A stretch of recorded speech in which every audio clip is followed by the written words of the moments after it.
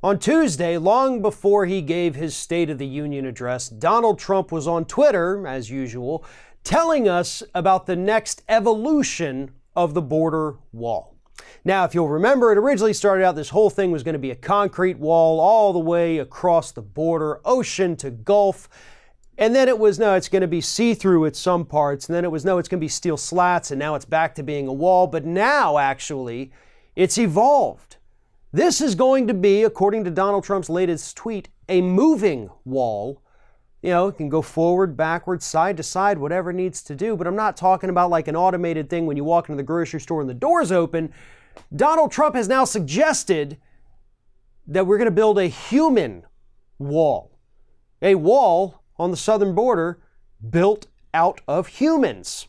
Now, I don't mean something like the catacombs where he just takes, people's skeletons and builds a wall. That would be creepy, but I wouldn't put it past him. But this is what Trump said in a tweet. He said, "Tremendous numbers of people are coming up through Mexico in the hopes of flooding our southern border. We have sent additional military. We will build a human wall if necessary," and human wall is capitalized. If we had a real wall, this would be a non-event. So his human wall is going to be made up of members of the military.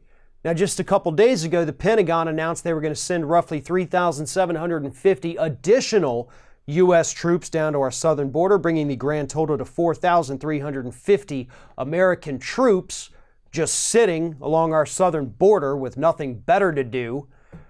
And that's going to be the human wall. Those are the people who I don't know, maybe they're all going to line up on the border, link arms, and do a big, giant, horrible, racist game of Red Rover.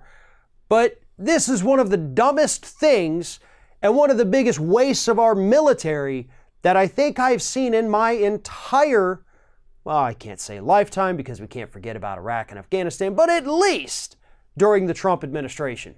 Because here's what's happening. He is using members of the military as political props, as he did prior to the midterms. He's doing it again. These men and women did not sign up for this.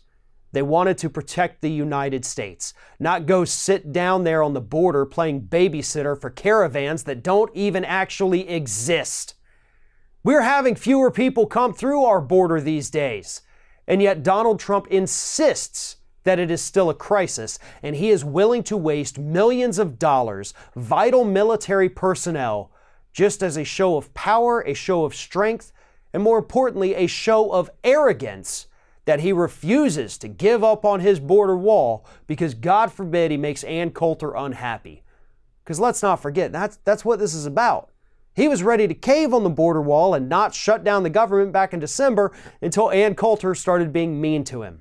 So, I hope that these 4,350 military members down there on our southern border understand why they're there. They're not there because there's a crisis.